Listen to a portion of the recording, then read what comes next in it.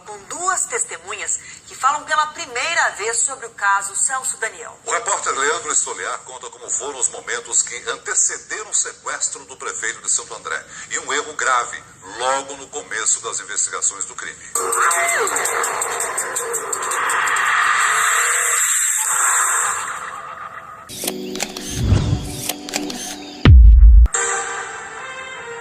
Um assassinato, um esquema de corrupção e muitas contradições. Mas de uma coisa o Ministério Público tem certeza: Celso Daniel foi vítima de uma execução encomendada. Só que 13 anos depois do crime, os promotores de São Paulo ainda tentam juntar as peças do quebra-cabeças para provar a tese. Procuramos personagens que foram vítimas da trama complexa e cheia de mistérios. Mas o que um piloto de helicóptero e o dono de um restaurante tem a ver com a morte do prefeito de Santo André no ABC Paulista?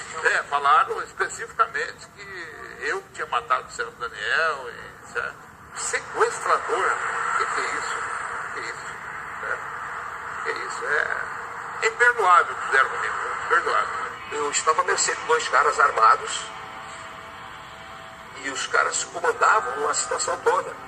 Para entender a ligação é preciso voltar no tempo. 2002. O corpo do prefeito de Santo André é abandonado numa estrada de terra em Juquitiba, na região metropolitana. A polícia dá início a uma investigação comandada pelo delegado Romeu Tuma Júnior. Os investigadores descobrem que Celso Daniel foi sequestrado por uma quadrilha da comunidade do Pantanal, na zona sul de São Paulo, e foram atrás do cativeiro para tentar achar pistas que levassem aos criminosos, mas prenderam as pessoas erradas. No caminho para tentar encontrar o cativeiro de Celso Daniel, os investigadores passaram por essa estrada, que liga São Paulo a Juquitiba, onde o corpo do prefeito foi encontrado. Daqui de cima, eles viram dois carros estacionados nesse restaurante. Eram da mesma cor e modelo daqueles vistos por testemunhas no local do sequestro.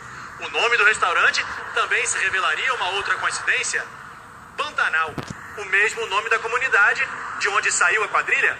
Os policiais então decidiram entrar e prender todo mundo que estava lá dentro. Seu Elino era o dono do pesqueiro Pantanal e levou um susto quando os policiais chegaram. Chegou os 4 Commodoro pretos, sem placa, tudo com vidro fumê.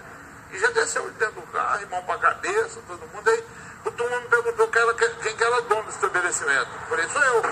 Este documento comprova que seu Elino foi preso na época por porte ilegal de armas e formação de quadrilha. Segundo os policiais da Delegacia Seccional de Taboão da Serra, o pesqueiro Pantanal era utilizado pela quadrilha como cativeiro do prefeito Celso Daniel. Seu Elino diz que usava a arma para se defender e o porte estava vencido há um mês. O comerciante conta ainda que o então delegado de Taboão da Serra na época, Romeu Tuma Júnior, tentou fazer um acordo para soltá-lo. Eles queriam 50 mil reais para poder abafar tudo, que foi um engano, que me prenderam sem ter certeza que era eu, certo? Foi um engano, nós dá 50 mil, sorte você e o seu trio, não foi trio não, você e a sua máfia. A versão da polícia era de que neste local ficava o cativeiro do prefeito. Até isso foi forjado, segundo ele. 2 investigadores compravam no Marmitex o mesmo carro, um dos mesmos carros, um Commodoro preto sem placa, certo? Comprava 8, 10 marmitas. E jornal. As que ali eram cativeiro, que elegeu o Celso Daniel. Nós procuramos o ex-delegado Romeu Tuma Júnior, mas ele não quis gravar entrevista. Fomos até o suposto cativeiro do prefeito no pesqueiro Pantanal, apontado pela equipe do delegado na primeira investigação, mas foi difícil chegar. A polícia disse que é aí que eu tinha amarrado o Celso Daniel. O jornal, as marmitas que ele jogou lá, deve ter nutrientes, né? Porque o capim está na altura que tal. Para seu Elino, a farsa estava montada. Um provável cativeiro, 5 pessoas de um lugar chamado Pantanal e 2 carros, parecidos com os usados pela quadrilha que sequestrou o prefeito. Na verdade, o prefeito foi mantido refém a quase 20 quilômetros daqui, na época, um local abandonado. Celso Daniel foi trazido para essa rua sem saída, no interior de Juquitiba. Segundo testemunhas, foi aqui nessa casa que o prefeito de Santo André foi mantido em cativeiro. Ele dormiu aqui pelo menos uma noite. Testemunhas disseram que ele foi trazido por homens armados e entrou por aquela aquela porta ali, pela porta da frente, que já mudou nos últimos 13 anos. De lá para cá, uma nova família mora aqui e reconstruiu tudo o que foi deixado no dia do crime. O porão que havia na casa foi aterrado e os colchonetes e roupas de cama do cativeiro foram queimados. A investigação sobre a morte de Celso Daniel, concluída em 2 meses, foi questionada pelos promotores do caso. Eles pediram uma nova investigação que ficou a cargo da delegada Elizabeth Sato, mas ela encerrou o caso num relatório de apenas 5 páginas, com a mesma conclusão anterior: crime comum. Sato, atual chefe da Delegacia de Homicídios de São Paulo, também preferiu ficar em silêncio. Concluindo rapidamente a investigação, sem realizar diligências básicas, como, por exemplo, a quebra do sigilo telefônico desses integrantes da quadrilha para verificar se eles falavam a verdade, a polícia concluiu pela uma versão de um crime comum e um crime sem nenhum planejamento, né? Seria um sequestro realizado, né, a olho. Depois que a justiça decidiu libertar seu Elino por falta de provas, a polícia chegou a pedir o indiciamento de 11 pessoas. O Ministério Público acatou apenas 7 deles. A verdadeira quadrilha da favela Pantanal foi condenada pelos crimes. Mas uma nova investigação da promotoria chegou à conclusão que havia um mandante e denunciou Sérgio Gomes da Silva, o Sombra, como principal suspeito de encomendar a morte do prefeito de Santo André. Mas ele nunca foi julgado. Sombra não quis gravar entrevista. Hoje responde em liberdade. Parte do processo foi anulada e voltou à fase inicial. O Supremo Tribunal Federal como um todo entende que houve um cerceamento de defesa com relação ao Sérgio Gomes da Silva. Porque naquela oportunidade não foi dado chance aos seus advogados de questionarem os demais corréus sobre como a circunstância em que aquilo havia ocorrido, né? Uma série de dúvidas e coincidências revelaram mais do que um simples assassinato. Levantaram suspeitas sobre um esquema de corrupção na prefeitura de Santo André. Donos de empresas de ônibus pagavam taxas à quadrilha. O dinheiro seria para financiar campanhas políticas. E era uma quadrilha que dominava a maior parte desses serviços, né? Veja que a mesma pessoa que realizava transporte, fazia coleta de lixo e fazia obras públicas. Na CPI dos bingos, que também apurou o caso, a deputada Mara Gabrilli questiona o ex-ministro Gilberto Carvalho. Isso não incomoda o senhor? Que prevenção, o senhor era braço direito desse prefeito. O que o Supremo Tribunal Federal está decidindo compete ao Supremo Tribunal Federal, como competia a Polícia Civil de São Paulo fazer o inquérito. Mais do que ninguém, nós sempre tivemos ânsia pela verdade. E a verdade que nós temos até agora é a verdade que a polícia apresentou. Nós não somos investigadores. O ex-ministro Gilberto Carvalho não quis gravar entrevistas. Para a família de Celso Daniel, o prefeito descobriu que Sombra teria passado a desviar o dinheiro da propina. O Gilberto Carvalho enviou um conjunto de documentos ao Celso que apresentava indícios de enriquecimento ilícito dessas pessoas. 2 dias depois do sequestro, Celso Daniel foi encontrado morto. Uma imagem que rodou o mundo. Irã Moraes foi o primeiro agente funerário a chegar no local e reconhecer que a vítima era o prefeito de Santo André. Irã foi morto quando colocava compras no porta-malas do carro. O agente funerário foi surpreendido aqui e levou 2 tiros a queima-roupa. Os investigadores concluíram que o assassinato foi motivado por uma disputa entre funerárias. A polícia declarou que a morte do agente funerário e do prefeito de Santo André são coincidências, mas depois dele, outras 9 pessoas morreram e todas tinham alguma ligação com o caso Celso Daniel. O segundo laudo feito no corpo comprova que o prefeito foi torturado pelos criminosos. O documento é assinado pelo médico legista Carlos Delmonte Printes. O legista foi encontrado morto de madrugada no chão do escritório onde costumava trabalhar até tarde. A perícia atestou morte por asfixia provocada pela ingestão de medicamentos. A polícia concluiu que o médico se suicidou, mas 2 meses antes de morrer, Carlos Delmonte havia recebido um pedido do Ministério Público para elaborar um laudo complementar sobre a morte de Celso Daniel, mas morreu antes de terminar. Celso Daniel e Sérgio Sombra jantaram neste restaurante momentos antes do sequestro. O garçom que trouxe a comida naquela noite morreu num assalto meses depois. O homem que testemunhou o assassinato também morreu. Segundo testemunhas, no dia do sequestro, Celso, Daniel e Sombra foram perseguidos de carro até esta rua na zona sul de São Paulo. Aqui, a caminhonete blindada dirigida pelo ex-segurança bateu em outro veículo antes de ser atingido por vários tiros. Em seguida, foi cercada e o prefeito arrancado de dentro por criminosos armados. Sérgio Sombra foi poupado e liberado sem ferimentos.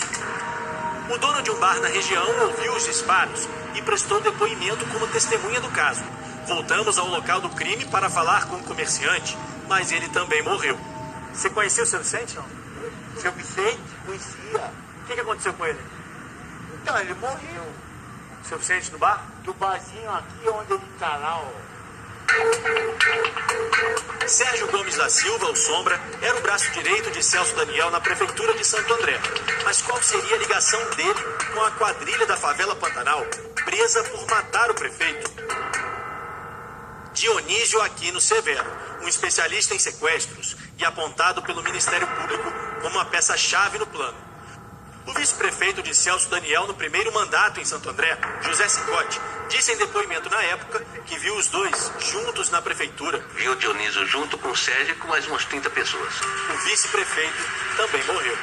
Segundo o Ministério Público, Dionísio Aquino Severo foi escolhido por Sombra para comandar o sequestro de Celso Daniel. O criminoso cumpria pena neste presídio em Guarulhos, São Paulo, mas como escapou de lá para praticar o crime? Foi assim pelo ar que o criminoso conseguiu fugir. Lembra deste homem? Lá do início da reportagem? O Dado é piloto de helicóptero e também é um personagem dessa história. Ele foi sequestrado por criminosos e obrigado a fazer um resgate dentro de um presídio. Ele tirou de lá o mesmo criminoso que participou do sequestro do prefeito Celso Daniel. Dado, nessa hora, você ficou nervoso, claro. Muito nervoso. Mas eu tinha que controlar a situação. Eu não podia me deixar envolver pelo nervosismo, porque eu estou voando um helicóptero. Então eu tinha que administrar aquilo da melhor maneira possível. Os clientes bem vestidos de um voo panorâmico eram, na verdade, criminosos armados. E Dato teve que pilotar sob ameaças, num voo arriscado. Foi um resgate perigoso, arquitetado pela quadrilha. Uma fuga cinematográfica do presídio. Cara, eu não olhei vento, eu não olhei se tinha fio, eu meti uma curva para a esquerda, já na direita, entrei no meio de 2 pavilhões e toquei naquela quadra que eles tomam sol. Mas não posei 100%. Encostei os esquis no chão e deixei só aliviado no comando. Eles abriram a porta e entrou um passageiro. Quando entrou o passageiro, eu iniciei a decolagem na vertical. Aí o que estava à minha esquerda colocou a arma no meu rosto e falou, volta, volta. Eu voltei e entrou a segunda pessoa. A segunda pessoa era Dionísio. O piloto Dato tem 38 anos de profissão, mas era a primeira vez que se via entre a vida e a morte. Eu era o comandante da aeronave, mas eu não era o comandante da situação. Eu comandava a situação dos caras armados. O bandido foi resgatado na véspera do sequestro do prefeito Celso Daniel. Dionísio foi preso 3 meses depois do assassinato em Alagoas, Maceió. O principal suspeito de chefiar o sequestro do prefeito foi trazido de volta para São Paulo. Assim que chegou, Dionísio teria prometido contar à polícia tudo o que sabia sobre o crime, mas a promessa nunca foi cumprida. Dionísio morreu antes de esclarecer a verdade sobre a morte de Celso Daniel. 2 dias depois de ser preso novamente, o sequestrador, resgatado da cadeia de helicóptero, foi assassinado atrás desses muros. Dionísio foi surpreendido pelos assassinos no momento em que conversava com outro preso, José Edson da Silva, condenado por participar do sequestro do prefeito. O teor da conversa entre os dois nunca foi esclarecido. Segundo a polícia, Dionísio foi assassinado com 60 facadas durante uma suposta rebelião no presídio. A morte dele foi mais uma da série. Dionísio seria uma peça-chave nas investigações. Então, quando tem queima de arquivo, é necessário investigar mais. Que foi o que ocorreu no caso do Celso. Né? Pessoas, de alguma maneira associadas ao crime, apareceram mortas. Né? Foram mortas ou apareceram mortas. Outras 3 pessoas também morreram. Um amigo de Dionísio Aquino Severo, identificado como Sérgio Orelha. O investigador Otávio Messier, que ligou para Dionísio antes do sequestro. e o delegado Josimar Ferreira, que registrou a morte do prefeito. Coincidências também marcaram as investigações sobre o assassinato do prefeito de Campinas, Antônio da Costa Santos, o Toninho do PT, um ano antes da morte de Celso Daniel. O sequestrador Andinho chegou a ser acusado, mas a justiça entendeu que não havia provas. Para a polícia, Toninho foi vítima de um assalto, mas a família também acredita em crime político. Para o Ministério Público, os dois assassinatos não têm relação. Enquanto o principal suspeito do crime não é julgado, outros personagens dessa história vivem com um trauma e as lembranças do passado difícil de apagar. Não vai ter mais água, vai ter mais quem, tal, isso aqui. E realmente isso aí ficou, marcou, e é uma coisa que até hoje isso me incomoda. Então eu fiquei fechado lá 5 meses. 5 meses preso? 5 meses preso. O que foi esse tempo do senhor? Isso é o diabo. Acabou com a minha vida. Pode chorar, mas eu não voto no PT. Pode chorar, mas eu não voto no PT. Pode chorar, pode mentir e implorar, eu não confio em você.